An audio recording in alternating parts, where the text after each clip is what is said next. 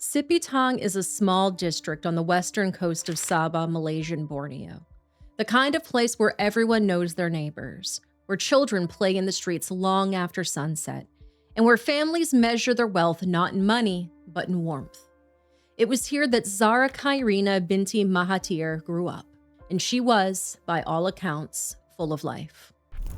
Zara was 13 years old when the story began. Those who knew her described her as a cheerful, affectionate girl. She was not the kind of child who faded into the background. Zara was born to parents Mahathir Hashim and Nuraida Lamad, who later separated. She lived primarily with her mother, who was an ustaza, or religious teacher. In 2025, Zara took a step that felt significant for any child her age. She enrolled at SMKA Tandatu Mustafa in Papar, Sabah. For the sake of brevity, we'll be referring to it as SMKA for the remainder of the episode now. SMKA is a religious boarding school known for academic discipline. Zara had barely been enrolled for 6 months when her world took a dark turn. She returned home on Saturday, July 12th. She cooked roti telur, a traditional bread made with egg and onions, before heading back to the dorm on the afternoon of Sunday, July 13th. It was the last time Nuraida would see her daughter alive. Boarding schools in Malaysia are not unusual. For families in rural districts like Sipitang, they represent a pathway to access better education and opportunities than the village alone could offer. Students live within the school compound, and at SMKA, the girl dorms are housed in a multi-story block. Zara's room was on the 3rd floor. According to her mother, Zara chose to be sent to the Islamic religious secondary school in Papar, as it was her wish. Also because she saw many of her friends were staying in school hostels and wanted to experience it. She also idolized me, as I had stayed in a dorm before. Hence, Zara wanted to follow suit, as she had always imagined the fun and joy of living with friends in a school dorm. The school records would later reveal that Zara's time at SMKA was not easy. Just 1 month into her time there on March 14th, the school's discipline unit received a complaint from Zara herself, alleging that she had been sexually harassed by another student while sleeping in her dorm. We couldn't find any information on what the school did about it, if anything, and that would sadly become one of many unanswered questions of what happened to Zara during her stay at this school. About 3 months later, at approximately 3 to 4 a.m. on July 16th, Zara was found unconscious in a drain near the base of the girls' dorm building. She'd either fallen or someone had thrown her off the 3rd floor. Now, here's where things get weird.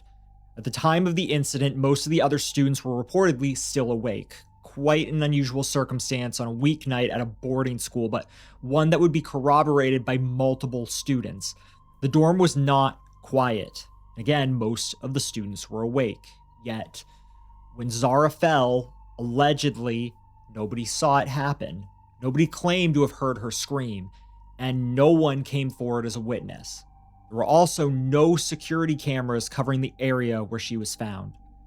She was discovered unconscious with one of her arms broken, both of her legs broken, and her spine broken, as well as internal injuries. Nobody knew how long she had been lying there for. What is clear is that the police received a report about the incident at 8:16 a.m., approximately 4 to 5 hours after Zara had been discovered, and that gap would become a major point of scrutiny. Zara was transported to Queen Elizabeth Hospital in Kota Kinabalu, the state capital of Sabah. It is the largest and best equipped government hospital in the state and sits roughly an hour's drive north of Papar. Upon arrival, Zara, who was in a coma, was placed on life support. Doctors confirmed the severity of her injuries: broken limbs, internal damage, and, most critically, catastrophic trauma to her brain. She had no brain function remaining. The machine was keeping her body alive. On July 17, 2025, the day after she was found, her family made the devastating decision that no parent should ever have to make. Life support was withdrawn, and Zara was pronounced dead. According to her teacher, Nurse Shakraya Mod Fauzi, who was present, and I quote, "At that time, I was in the ward. Her father looked very emotional. When the doctor was preparing to remove the ventilator, he held the bed and said, 'Zara, wake up, Zara.' Her body was brought home to Sipitang. She was buried at Tanjung Ubi Muslim Cemetery, located in the same village where she had grown up, where her mother had raised her, and where she had cooked roti telur just days before. The Papar District Police Chief confirmed that a report had been received and that investigations were underway. On the surface, people believed this was simply a tragic case of a student accidentally falling from a dorm building. But there was no post-mortem examination conducted on Zara's body. This is, in any suspicious death, a significant omission. An autopsy is a standard forensic means of establishing the cause of death. It confirms whether injuries match the proposed theory of events or not.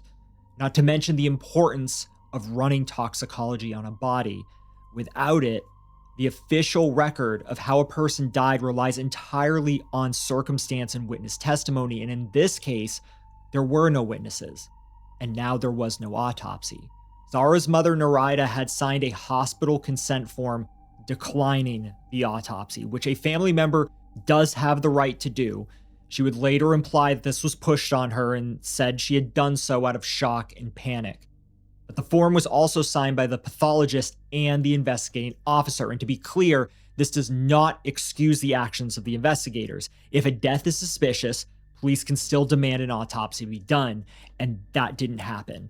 Ultimately, the police were blamed for their failure to do so, as Zara's death absolutely qualified as suspicious. Lawyers representing the family would later allege that the police had also failed to collect Zara's clothes for forensic investigation, a basic step in any criminal investigation involving a potentially suspicious death. And this would form the basis of one of many formal complaints made by Zara's family in the weeks ahead. But as things stood right then, the investigation was closed. In the days following Zara's death, rumors began to spread, starting on social media and eventually becoming national news in Malaysia. Rumors are rumors, but they all pointed to the same thing. Zara had been bullied. A 44-second audio clip was made public in which Zara could be heard speaking to her mother. In it, she described being threatened by another student, referred to only as Kak M. The student had reportedly told her in Malay that if she touched her, she would be bleeding. Zara's mother confirmed that the audio was genuine. When the school's chief warden, Azari Abdul Sagap, was questioned, he confirmed that the interaction had occurred in May of 2025, 2 months before Zara's death. He said the school had investigated the incident once the recording went public and that no formal complaints had been received from Zara or her mother regarding her being bullied. Another student, referred to on social media as Tomboy, was widely named online as one of Zara's bullies. Warden Azari, however, claimed that the student had not been at the school on the night of July 16th. A fellow teacher had taken her, along with other students, to Perlis for a school program. Perlis is a state in peninsular Malaysia that borders Thailand. She wouldn't have been in Sabah when Zara fell. According to an article in Free Malaysia Today, a student at SMKA claimed that Zara was having family issues at home. She said, and I quote, "Zara had shared with me that her mother had even told her she was nearly killed by her father when she was younger. It is unclear how true this is, as Zara's parents were separated, and according to many reports, her father hadn't been involved in her life until the incident." The student also claimed that Zara had been isolating herself several days before she was found unconscious and that she seemed depressed. The student also alleged that on the evening of July 15th, one of her dorm mates had lost 300 Malaysian ringgit in a bank card, and Zara was accused of stealing them. She suggested to a group of girls that they should search Zara's locker, but claimed that she left and did not participate. When she returned, she claimed to have found Zara on the ground by her locker in tears, surrounded by a group of older girls, denying that she had taken it. She claimed that the last time she saw Zara, she was on her way up to the third-floor bathroom. 2 other girls were alleged to have been inside of the bathroom collecting water. According to the student, she heard what sounded like someone stepping on a toilet bowl when she and the others noticed Zara peering at them over one of the toilet cubicles. This supposedly terrified them and they ran back to their rooms. Witness accounts of how the school handled the aftermath were also alarming. According to testimony from security guard Lena Mansoding, after Zara was taken away by ambulance, head warden Azari Abdul Sagap allegedly directed the students to clean up the bloodstains at the scene, while a security guard held a light for them to see what they were doing.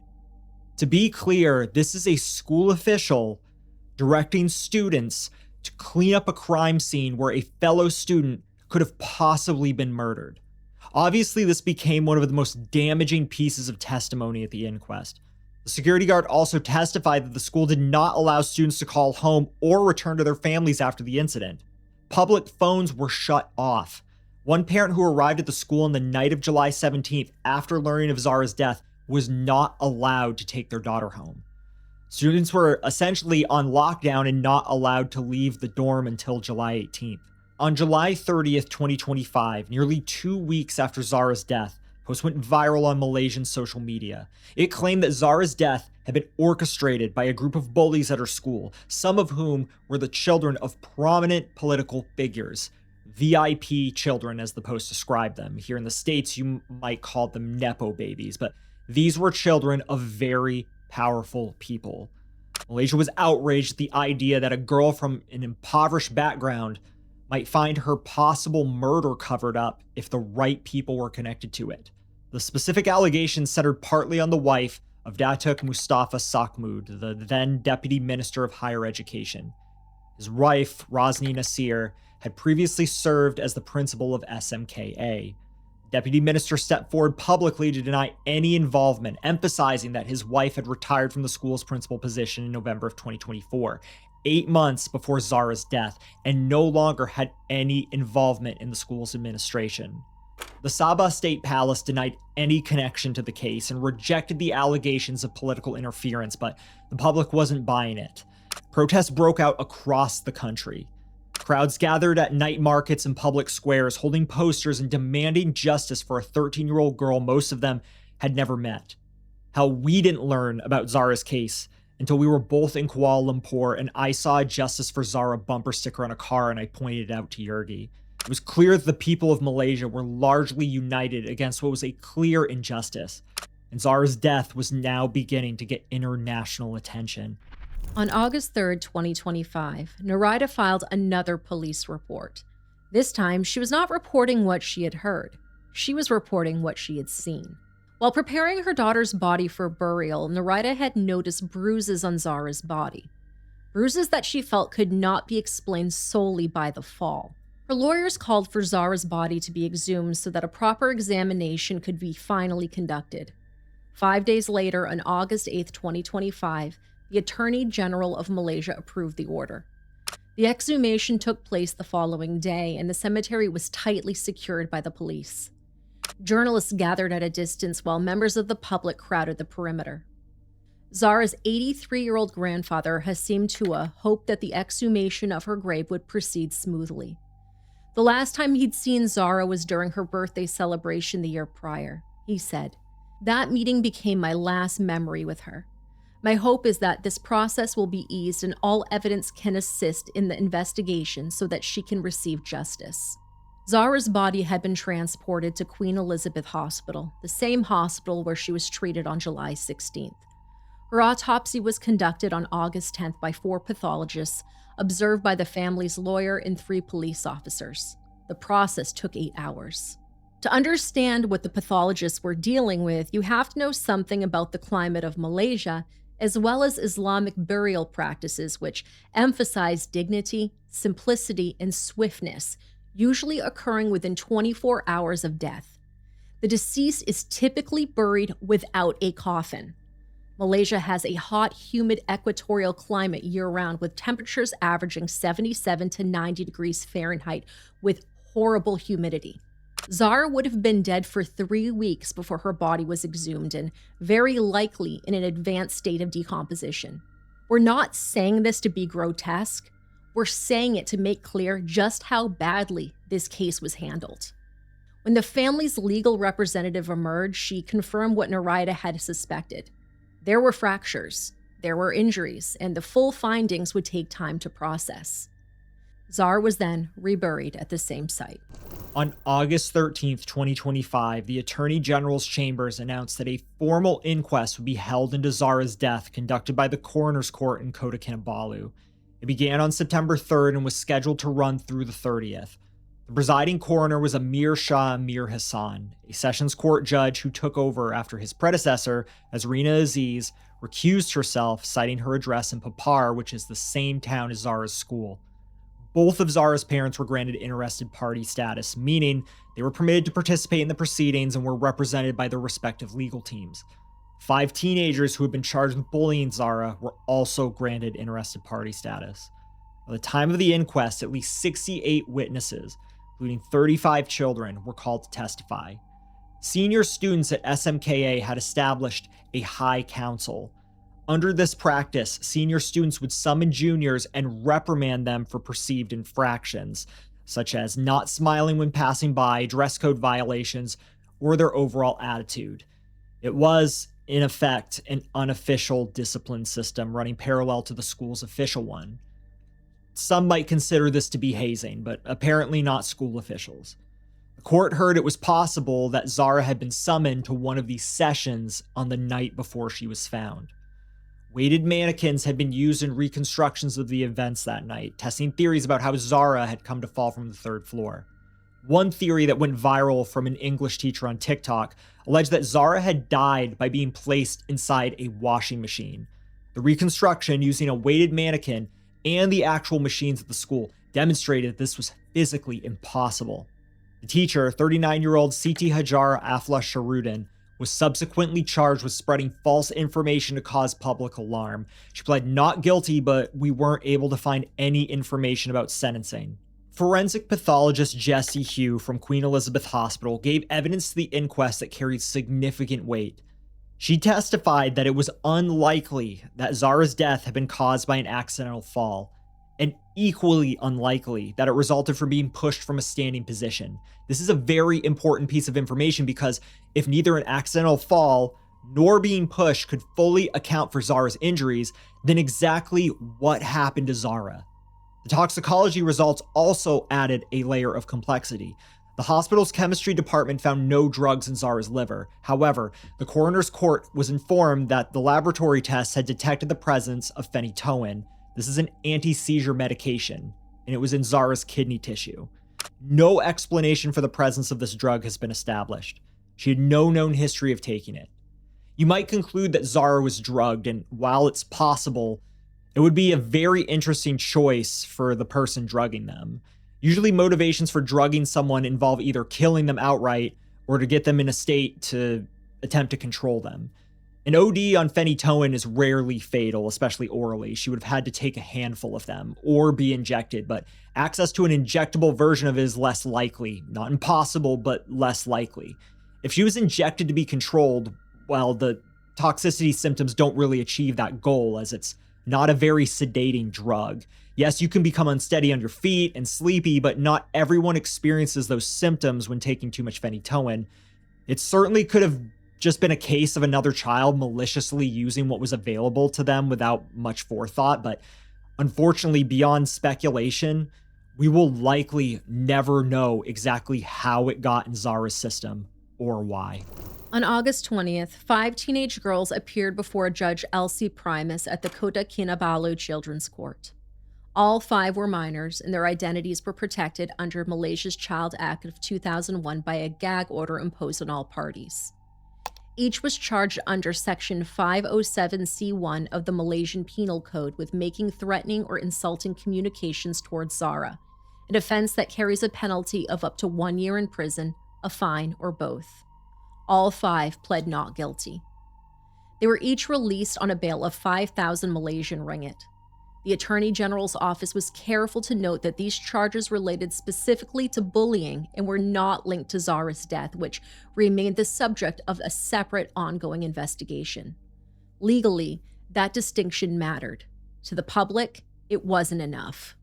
Zara's case reached Malaysia's highest offices. Prime Minister Anwar Ibrahim spoke publicly, guaranteeing that the investigation would be conducted transparently and fairly, and further promising that no one, no matter who they were, would escape punishment if they were found to have been involved in Zara's death. He consulted directly with the Inspector General of Police and the Home Minister to expedite the investigation. He also acknowledged the initial failures by police needing to be investigated. The Ministry of Education urged the public not to gather in front of Zara's school or to boycott it, acknowledging how angry the general public was over the handling of Zara's case. Associate Professor Dr. Ahmad of the University of Malaysia Sabah told the New Straits Times that perceived lapses in the case, particularly the failure to conduct an initial autopsy, had already seriously eroded public confidence in both the police and the government. He warned that if the government didn't handle this convincingly, it would pay a political price. And this wasn't an emotional take, because the general public sentiment was that maybe the systems of law and accountability in Malaysia weren't capable of working for poor rural people, especially when somebody powerful and connected was involved. Zara's case brought to light bullying that took place in Malaysian schools, and specifically about boarding schools where students spend every day and night in a closed environment with people who may not have their best interests at heart. A child who is bullied at a residential school has nowhere to go at the end of the day. Essentially, the school becomes a prison. The public outcry wasn't just about seeking justice for Zara's death. It was about demanding reform, to call for better monitoring systems in boarding schools and ensuring that students have safe channels to report harassment, and that those channels will actually work for them. As of the date of this recording, the full circumstances of Zara's death have never been conclusively established. The forensic pathologist's testimony that her manner of death was inconsistent with an accidental fall or a simple push from a standing position ruled out the simple explanations and left the harder ones unanswered. The presence of an anti-seizure drug in Zara's kidney tissue had not been explained. The failure to conduct the initial autopsy meant that evidence that might have been obtained in those critical early hours was lost. The failure to preserve Zara's clothing meant that potential forensic material was gone. 68 witnesses had been called to testify. Mannequin reconstructions had been conducted. A body had been exhumed and re-examined. And still, the question of exactly what happened at 3 a.m. on July 16, 2025, on the third floor of the girls' dorm has not been definitively answered. In the end, whatever the courts ultimately decide, the outlines of her story are not in dispute. She was a 13-year-old girl from a small village on the coast of Sabah. She was someone's daughter. She cooked roti telur for her family before she went back to school for what would be the last time. She filed a complaint in her first month of school and, it seems, received little in the way of lasting protection. She told her mother in a recording that the world would later hear that she had been threatened by another student. She was, by every account, a girl who was struggling in her new environment. Malaysia does not know yet the full truth of what happened to Zara, but Malaysia has not forgotten her. She is buried in the soil of her village in the land she grew up in. And a question hangs in the air, one that is on the minds of many people, not just across Malaysia, but across the entire world. Will justice for Zara ever be served? So after recording, we got a very important update in Zara's case that came on April 3rd, 2026. So, forensic psychiatrist Dr. Chua Zi Hung told the coroner's court that the circumstances surrounding Zara's death were more consistent with the S word, if you will, that third option we hadn't discussed in the episode. So in his testimony, Dr. Chua, who works for Hospital Mesra Bukit Padang, was reported to state that Zara displayed a more dominant risks for harm than protective factors at the time of the incident. Dr. Chua prepared an 84-page psychiatric report dated February 2nd for the court, focusing on the likelihood of these risk factors and the circumstances relating to Zara's death. And I'm sorry we have to phrase it this way. As you know, if you've watched this channel for a while, YouTube does not like that S word or anything related to violence towards oneself. This makes it very frustrating trying to raise awareness about things like this. So among the materials and documents reviewed were Zara's diary, the location of the incident, the autopsy report by consulting with Dr. Jesse Hugh, who was the original pathologist that did that autopsy after she was exhumed, counseling reports, a visit to Zara's dormitory, and interviews with family members and the staff at SMKA, the school that she was going to. The information indicated emotional disturbances, extreme anger, behavior to where she was a danger to herself. Unstable interpersonal relationships, as we talked about, she really wasn't making friends there, and a fear of being abandoned. Dr. Chua was also reported as saying that these materials thus far are insufficient to make a retrospective diagnosis of a personality disorder. And the inquest itself is scheduled to resume from April 13th of this year to the 17th. And we'll definitely keep an eye out for updates as they become available to us. And it should be clear that they are not disputing the fact that Zara was bullied. Right. That is not something they're trying to dispute. What they are trying to say is that this was of Zara's own doing. Right. Now, if she was bullied to death in that way. Now, this is very new, so I haven't seen much in the way of Malay media or what people have said on social media. The very little bits I've seen is that some people don't believe this, or the people that do believe this to think that, well, these children should still be held accountable because if Zara did this to herself, it was certainly motivated by the fact that she was being bullied. Now, Zara's mother, Narida, she's closely following the proceedings to ensure that the truth is determined by the court. And her lawyers sought to call in their own psychiatric experts to review the forensic reports that are determining that this was more of a jump and not a fall. A number of other witnesses, including character witnesses familiar with Zara, have yet to testify. So that is something that is going to be happening as the inquest continues. But it does make you wonder. I mean, obviously I don't want to speculate, but there was the question of where the phenytoin came from. I don't know if they're ever going to figure that out, considering the state of decomposition she was in when they exhumed her. I'm not exactly sure if we said this in the video, but not only did she say she wasn't thrown off or she didn't fall from a standing position, she wasn't pushed, she also said that there was no foul play.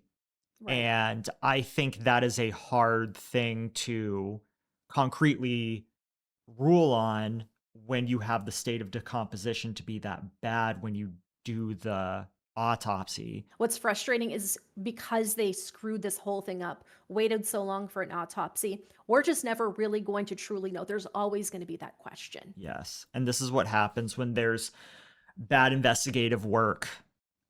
You end up in a situation where you might arrive at the right decision, but there's always that asterisk. There's always that what if. And at the end of the day, that hurts the families because in the back of their head, they're wondering, did we get it right?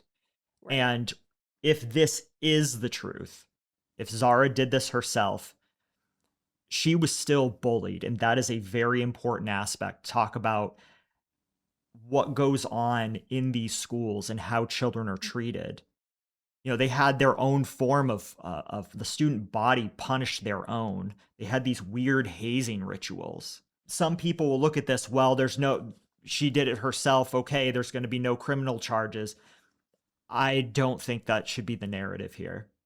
Right. And above all, a 13-year-old girl should feel safe to be in a boarding school. 100%. With nobody else.